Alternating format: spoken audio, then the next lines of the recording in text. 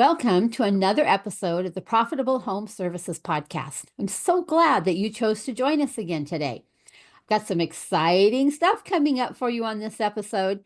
Today, we're going to be talking with Chad Hufford, and he is all the way up in Alaska.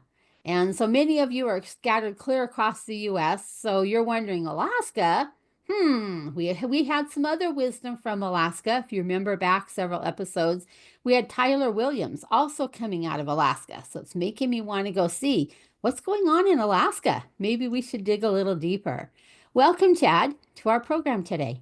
Diane, thanks so much for having me. It's a pleasure to be here to encourage your audience and help them be more intentional as they plan their future. And I just say, if you are going to come visit, make sure it's after May and before October. We've had ice storms this week right now, and it's like living on an ice skating rink. Car accidents everywhere. I love living here, but we're not having the most fun right now. And here we're in northern Idaho, so we're kind of your southern neighbor. And we've had this most, I hate to say it out loud, mild winter. We had our first real snow last night, and I actually had to shovel. We're like, this is so not normal. So, Well, we actually don't have snow. It's oh, just wow, ice. So just ice. I have green grass on Oh, my right now goodness. in as we're recording this. This is January. So we have green grass, but the roads are just absolutely covered in ice. So if you're an ice skater, it's a great time to visit. If you're anybody else, let's wait till it warms up a bit. Well, Alaska is my husband and my favorite place to go on vacation. And we try to get up there, maybe not every other year, but pretty close to it. Okay. And every time we go up, we purposely explore a different part of the state. And we've gotten enough of the touristy stuff done now that we're actually pushing out more into the smaller little villages and things like that because we want the real taste of Alaska, I not love it. just what the cruise ship delivers or that type of thing.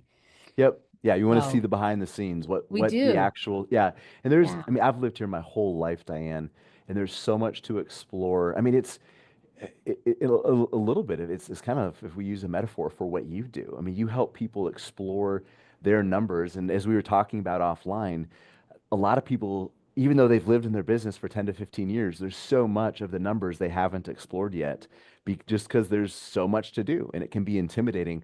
Alaska is a little bit that way. It's so big. Even though I've lived here my whole life, we have not explored much of Alaska, and every year we have the opportunity for new experiences and to just taste Alaska in a way we haven't done before. So it's almost like being a tourist every summer. Well, we love coming up there. So far, we've been able to avoid some of the worst mosquitoes because we hear you guys growing big up there. Yeah, they cast a shadow. So if you've got a biting insect that casts a shadow, it's something you got to be aware of. So, well, anyhow, let's dig into home service businesses. Before we get rolling, I know you have a new book that you've been talking about called Forging Financial Freedom. Why don't you tell us a little bit about that, and then we'll get into some questions and things. Well, Forging Financial Freedom is as much of a mindset book as it is a financial book. And obviously, that's what the book is about, creating a place of financial independence where you don't need your paycheck anymore. You don't need to run your business. And we're kind of pushing back against the traditional idea of retirement because the folks I talk to, Diane, the folks that you talk to, the worst thing for them to do mentally and emotionally is to sell their business and go do nothing. The types of You people bet. that we engage with, they're too goal focused, driven, and ambitious to just wrap it all up and then go play bingo all day. And the analogy I give is like it'd be like going down a highway at 75 miles an hour, throwing your car in park and expecting things to not go wildly off course. So, but it's getting to getting to people to a place of a work optional lifestyle where they can run their day-to-day life, they can live comfortably and maintain their current lifestyle without needing to run their business or collecting a paycheck. And having people intentionally create a course to producing that kind of life and giving them the tools necessary to deal with the uncertainties and the frustrations and just the hard work that goes into that journey. And that's why it really is a mindset book as much as a financial book, because it's really hard to act right if you're not thinking right. Right. And I know as I coach with home service businesses all across the US, all too often I see a mindset that says, is there going to be enough? Will I have enough? Hmm. I really don't know if I can retire. My dad worked the business until he was 85 years old or whatever. I'm afraid I'm going to have to do the same thing. And it's that scarcity mindset that can creep in because you spend so much of your day putting out fires, taking care of things. If we had physical hats, flipping a hat off, putting another one, stick another one on, throw that one aside, grab another one all day long. And it does mess with your mindset. You It don't abs feel like you've accomplished anything. You don't feel like you're a success because you have nothing physically to show for it. Well, and it's hard running a business because sometimes the hardest things, the best things you will do for your future self don't have an immediate return. And They it's really don't. easy to get caught up on what's going to make the biggest difference between now and the next payroll cycle. And we miss those things 10, 15, 20 years down the road. So a big part of what we do, Diane, is not so different from what you do. It's pulling people out of their day to day, looking at where they want to be 5, 10, 15, 20 years and creating a blueprint that brings those future objectives into the moment. So they can look at their day-to-day patterns and see, okay, are the actions that I'm taking or the choices I'm making, are they in alignment with where I want to be 15, 20 years from now? And you're right, we are up against that scarcity mindset. And a lot of people don't have a clear, measurable target for what financial independence looks like. And it's really hard to hit a target you can't hit. And I mean, I'm sure people, your audience will appreciate this metaphor a little bit. I think it's cute, but nobody would buy a house that was built without a blueprint, at least knowingly. Now, here in Alaska, especially out in the villages, you've seen them, Diane. There's plenty of houses that look like they were built without a blueprint. Yep. People just willy-nilly threw tools and materials together. But so often we build our futures without one. So you wouldn't want a house without a blueprint. Why would you build your future, build your business without one? Right. And what we do is try to create a blueprint that guides people's saving, investing decisions so they aren't building retirement based on hope, but with an actual strategy. And I think, Chad, that so often the feeling might be I can't put a big chunk of money away, so why even try? And they don't realize that it might be putting a few $100s away or just a few thousand or flipping it around and doing something else in their business that is more CEO type work and not just the next thing on the list that's going to make it easier to make payroll this week. But those other types of things, you have to be intentional about them because if you're not, then they never ever happen. And how many people do you know that I know that have reached retirement age and they have nothing? Well, it's that, or it's they've reached retirement age and they have a business that's maybe worth several million dollars, but everything is tied in the business, and they can't distance themselves. They can't transition into a job optional lifestyle until they sell the business, and they might not be ready to sell. They maybe want some involvement, but all of their income, all their liquidity is wrapped up. We want people to have financial independence outside of their business, so they're not forced to sell and able to enable them to retire. And you're right, it does take intentionality. And I would just say that especially if you're starting out, you're relatively new in the business, all of your profits are being reinvested back into the business. Start saving something because it's about creating the habit. And people have a tendency to always push the thing that they should be doing now out into the future. Like the best diets in the world start next week, right? Everybody's, Or you know, next month. or next month, right? Yeah, let's push it back even more. But saying I don't have enough wealth in order to save for the future is kind of like saying I'm not strong enough to go work out at the gym. I'm going to wait until I'm stronger before I get a gym membership. Right. We're mixing up the order of things. You start building wealth by saving and creating that habit. You go to the gym, maybe you can only lift the bar. Maybe you can only walk slowly on the treadmill, but it creates the habit. You eventually build that strength and that endurance to be able to do more over time, but you have to start somewhere. This reminds me of the whole profit first concepts. For those watching on YouTube, the Profit First book is sitting right behind my head. The whole Profit First concept of what if we just transfer 1%? Hmm. What start somewhere. You don't have to start at 10 or 15%. Let's start at 1%. Well, same type of thing in these types of instances. Just start with 1% of your money, of your time, of your something. 1%, and just to get started and start building that muscle. Well, you said before we started recording, you talked about how many people that you run into that really don't understand their own numbers. And they don't know where money is being leaked out of their business or maybe even out of their personal budget. And it's really easy to look at that and think, well, there's no money left over at the end of the month. And there won't be unless you make sure that there's money set aside at the beginning of the month. You bet. And Yes. and that's the whole principle or premise behind Profit First is that you set aside money at the beginning of the month so you're not looking for it at the end of the month. But it does require intentionality and it requires new habits and a new way of looking at things. And it requires facing your numbers. They might be a little bit messy right now, but that's what you do, Diane, is you help people clear that up so they can start paying their future selves. They can start serving their future selves and not stealing from that person. And different clients that I have that I've worked with in pulling them into the Profit First program several years down the road, that's one of the first things they thank me for. Now, not right away because it's painful and Hmm. there's accountability because I'm going to ask them how much did you transfer and things like that. And they're going to, sometimes their head goes down and they might tell me nothing. And then other times they'll be proud at how much they transferred.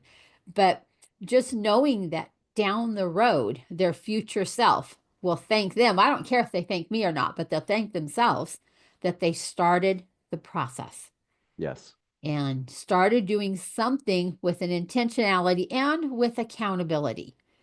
Because sometimes just that accountability partner makes all the difference in the world. And I know you see it when you work with different people. I see it. The fact that somebody else knows you're doing it, you have a much better chance of succeeding it than if you just privately tell yourself, I'm going to do something and it probably won't get done because you're going to get busy. You might do it for a couple weeks, but then you're going to get busy and then now it's 2 or 3 days and you haven't done anything. And pretty soon it's 2 or 3 weeks and then 2 or 3 months and then it's never. So having that intentionality, that commitment, that planning, that accountability is huge. It absolutely is. And I think for two big reasons. Number one, the tendency is to start something and either start out too fast or start out with goals that are too vague. But we start off fine. And maybe it's a week, maybe it's 2 weeks, but the stuff that you talk about and the stuff that we help people with, they're not quick fixes. No, They can they're not. totally transform somebody's trajectory, not just their financial trajectory, but their life and their balance trajectory.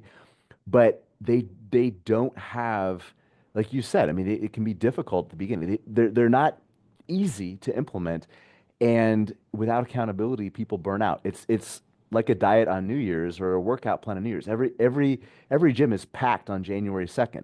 By Valentine's Day, all those people are at home on their couch watching Netflix and eating pizza. So it isn't about what you can accomplish in those first couple weeks. It's what you can sustain for the next several years. So I think it's important to start out giving yourself some grace to build up your capacity to do some of these different things. And the other part with accountability too is Dwight Eisenhower, President Eisenhower, when he was a general, said, "No plan survives first contact with the enemy." I would say no financial plan survives first contact with reality. No business plan survives first contact with your economy, your local environment. So your planning is essential, but we have to iterate, and those plans have to be flexible to adjust and pivot. And the plan you start out the year with might not be exactly what it needs to look like by the end of the year. And that's where an accountability partner or a coach can help you look at that and say, okay, here's the assumptions we made. We need to make some adjustments here because reality came in, and let's get you back on track. And I know that's a huge part of what you do is help realign people when new information is provided so they can get back on track with their goals and make sure that profit is still a part of their bottom line at the end of the year. I'm going to pop in and say, in full transparency, I had a major blow up in my office this year. Mm. In July, my top tier person walked out on me. No notice. I was in the middle of a client coaching call when she walked out. Oh, wow. And talk about what that did to my business. So much from my plan. I was rocking and rolling. I had this quarterly plan and monthly plan, everything was rolling. And that happened. And it took me about 4 months before I got my business stabilized back again and could take off and go. But at least I knew I had a plan I could come back to. Yes. Once I got it stabilized, start working the plan again. And that plan was always sitting there, not taunting me, but reminding me that we've got to get back to the plan. As soon as you get this stabilized, you got to get back to the plan. And I think oftentimes something like that happens in a business, whether it's a key employee, whether it's an economy, a government shutdown, whatever it happens to be, blows it up. And how do you ever get back if you don't have that plan sitting there in the background waiting for you to come back to it? Absolutely. And that's what's so key about having a personal financial blueprint is most people don't have a plan to run out of money in retirement, but do you have a plan not to? And I Right. think the corollary with what you do, Diane, would be you probably don't have a plan to consume all your profits throughout the course of the year, but do you have a plan not to? Right. And that's the key difference there is a lot of people don't have a plan to prevent the thing that they don't want to happen, whether it's all their profits leaking out of the business or slowly running out of money in retirement. Those are not where we want our people to end up. But unless you have a plan, that's typically the natural order of things. That it doesn't take a plan for those things to happen. No. Just like your car gradually breaking down, the paint gradually peeling on your house, uh, weeds gradually growing in your garden. You don't have to plan any of those. No. They just happen by default. We have to design a plan to prevent those things from happening. You bet. Yeah. So I hope everybody's listening, especially those of you who go planning. That's like a four-letter word, isn't it? Because we know the importance of it, and I'm trusting that you will too, especially as we dig more into this episode. I know that in your work, you work with a lot of home service businesses, and they work really, really, really hard. They oftentimes have a really hard time balancing what the business is requiring of them, especially in businesses like HVAC and plumbing and some of those where they're on call 24/7. Hmm. Some of the rest of them, aren't as on call like that. But then they still have a family. They might have young children, they might have older parents. And I know they struggle and they feel guilty because they're not able to be home with those kids, or they're not able, maybe their spouse has having to help take care of parents because they just don't have the bandwidth that they can do it. Give us some thoughts and ideas in that area because I know that's an area that's near and dear to your heart as well. I think it is incredibly important to have boundaries in your finances, but also boundaries in your business and boundaries around your time. And it's really hard as you're running a business to have boundaries around your business and boundaries around your time. If you, going back to what you said about scarcity, Diane, if you don't know what you need to build your future, there's always more. There's always another call you can take. There's always another job. Here in Alaska, if you're a plumber, if you're an electrician, if you're an HVAC, there's always more work for you to do. But when you say yes to that thing, what are you saying no to? Are you saying no to your health? Are you saying no to your family? And every time you say yes, you're saying no to something else. So I think you have to be very clear about those boundaries that separate you from your business so you can recharge, rejuvenate. And Diane, I meet so many people who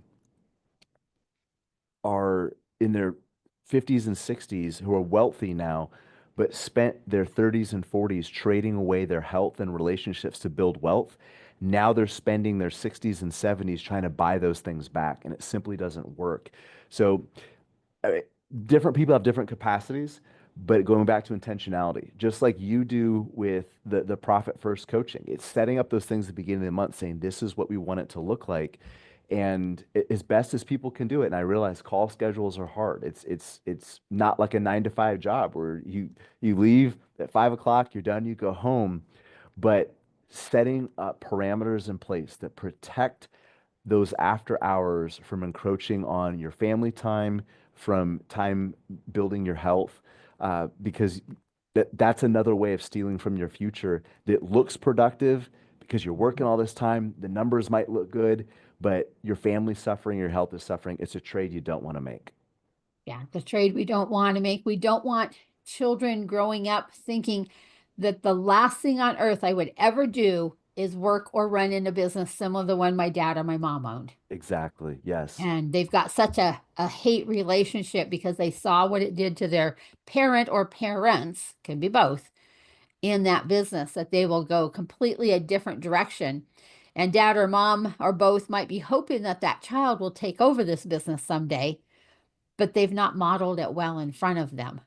So of course that they have no interest in taking it over. And I think the scarcity mindset drives a lot of that because again, if there's no finite plan, there's always more, more, more. So for somebody who hasn't looked at their numbers or doesn't know their numbers, or maybe isn't maximizing the profit in their business, rather than trying to make what they're doing more efficient and more effective, it's just adding more. They're adding another call, adding extra hours, and the beauty of having a budget for your business, a budget for your family, and a financial plan based off of tangible and finite goals is that at some point there's enough where you can say, I don't need to chase that call. I don't need to chase that opportunity. It might be a great opportunity, but it's not worth the trade-off, and I have enough. And that's what a lot of successful business owners don't have is a sense of enough. Right. Yeah, there's always more. They always need this, they always need that. Um, yeah, and that is a great thought to actually tuck away, as a takeaway from today is when is enough enough? At what point can we say no, thank you? Yes. And be able to turn people down. I know in my own accounting type practice, that piece of my business, we have been saying no to new clients for 5 or 6 years now. And the only new people we're taking on are over here on the coaching side, where we can make a bigger impact and a bigger difference in their lives. Because I don't have to be the person that processes their payroll. Somebody else can do that or files their sales tax return. But not everybody can introduce them to Profit First. And not everybody can show them how their cash flow affects their business and those types of things. So being more intentional on who we say yes to. Yes. And that's a hard place to get to when you're in business because you always have the next payday coming up. Life seems to revolve around making payroll. Well, So and not only that, even if your business is successful, your cash flow is good, there's still that version of you that 15 years ago, 20 years ago, when you started the business, that stared at the phone, waiting for it to ring, hoping somebody needed your mhm. services, and and that person is still there inside of Yes. you, Yeah. waiting for that phone to ring. And when you started your business, and I don't care what kind of if you're a plumber, a welder, a pipe, I don't care what you're doing, but I'm sure you went through a season where it was a dry spell and the phone Mhm. wasn't ringing and you were not going to say no to any opportunity. Well, now you might be at a point where you have to. And in order for the business to grow and scale, you might have to say no to really good opportunities so you can say yes to the best ones. And I'll just say that again because I think it's important. Saying no to good opportunities allows you to say yes to the best ones. You bet. Yes. And that's such an important concept. I know oftentimes in my own business, when people are wanting to come in and become a client, I have set out certain parameters with my staff and I never talk to them so that I don't cave. Hmm. My staff will stick with the parameters and not let them through because I take pity on it. And I know other business Yep. owners do the same thing. Oh, but she needs this. I'll just run out and take care of it. And off they go. And it's going to be, oh, just this one time. And then Yep. the next day, it's just this one time. And pretty soon you have Yeah. a whole basket full of exceptions that, yeah, no, it's, and I think what you just said is also really critical of having people on your team that can help vet opportunities and be a gatekeeper for you, which isn't something that you needed or could even afford to have starting out. But at some point in your business, you absolutely do need gatekeepers to help you manage your time and opportunities. Um, and it's part of the growing pains, I think, of scaling a successful business. Yep. And then let them bring the best ones to you. Exactly. Yep. And you're not wading through all of them. Because people, Yes. especially as you get more and more successful, more and more people are reaching out to you Yes. with these amazing offers and stuff. So, yeah. I know as you work with businesses that you see a lot of them overcome some big hurdles. There might be financial challenges, there might be health challenges, there might be various things like that. Can you share a story from somebody that you've worked with that you've helped them overcome these obstacles? Well, I think one of the things recently that we've all been dealing with post-COVID is just being able to find good employees. Oh, yeah, that's And so hard. one of the things that we've been trying to help some of our clients do is really take a good hard look at, are you efficiently doing things that don't need to be done at all or don't need to be done by you? And looking at opportunities to outsource and things like that. Because I'll just give you an example of a an engineer that we work with. And as his business was growing, the the stress, the workload, all those things were growing as well. And you kind of mentioned it, kind of being the chief everything officer, wearing all these different hats, right? And when he started, that's how it needed to be. There wasn't anybody to delegate to, and needing to do a little bit of the marketing and doing some of this and doing some of that and pulling data and producing spread, all these different things, and realizing he was doing this now because he was in the habit of it, not Yes. because he needed to anymore. And this is something I have to do. I do this with my team. I was like, let's look back. What are the processes and systems that we still have in place because they had to be there at some point, but don't need to be there anymore? Maybe technology has taken over this role. Maybe we can outsource it. Maybe we don't need to be doing this at all. Maybe it's an artifact from a project or a direction that we're not implementing anymore. So I think those are hard conversations. Dave Ramsey, if folks are familiar with it, he calls it killing your sacred cows. It's the things that you keep around. They don't really do anything. They don't serve a purpose. They're just there because they've always been there. And I think, and even from just a simple financial standpoint, our budgets are like that. We have things in our budget. It might be a subscription service, or it might be this thing like the gym that you haven't gone to in 2 years, whatever it is. Like they're just there. They're taking up space, they're taking up resources, and they don't need to be there anymore. Now I'm going to add another piece to that, that sometimes we hold on to some of those things because doing the right thing, the big thing is super scary. And so, you know what? I think the toilets need cleaning. I better run in and take care of those. Or, oh my goodness, I better go straighten up this, or I need to go pick up parts somewhere. Those kinds of things will creep in because we really are dancing around this thing that really needs to be done to push us forward to that next goal. And it's easier and quicker and more comfortable because we've done it a million times to go do one of those other kinds of tasks. And it actually becomes a form of procrastination. Oh, We look definitely. busy. We look We're busy. There's busy. a You there's a bet we lot of are. activity, but we're actually using this lower level task that doesn't have the impact that it should to procrastinate or to delay the thing that we really should be doing that'll drive our business forward. I agree 100%. And I'm guilty of it too. It's something that I have to keep tabs on myself as well.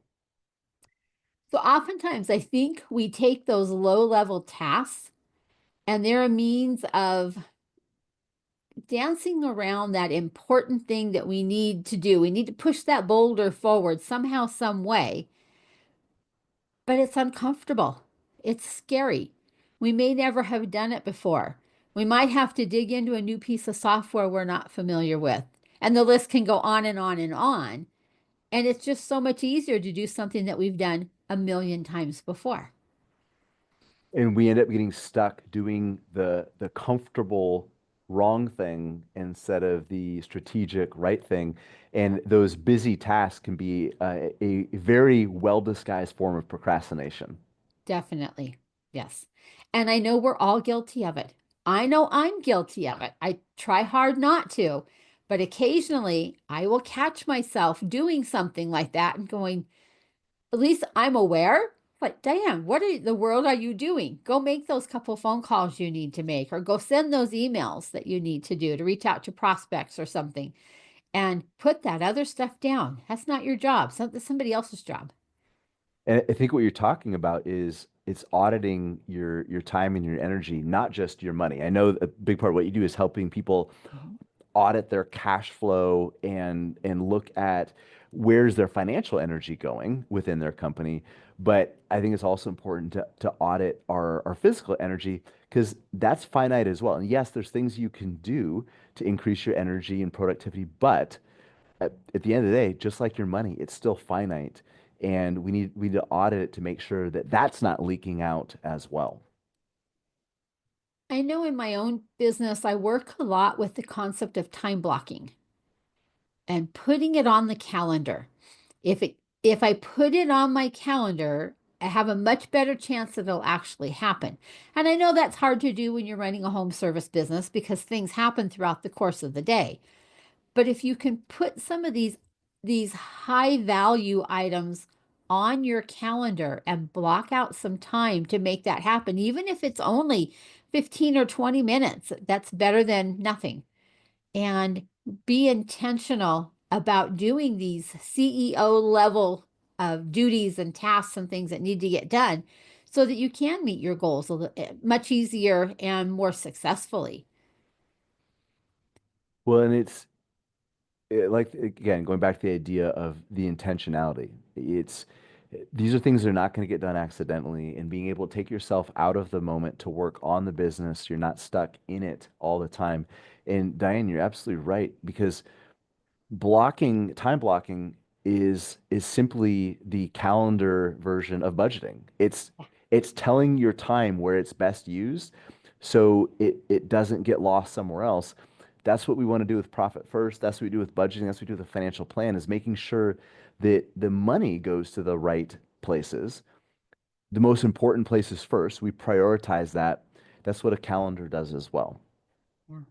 So I think we've covered some pretty cool tools here today between time blocking and procrastination and mindset, uh, having a plan, a financial plan, a budget, all those types of things are tools that a successful home service business owner can take and run with.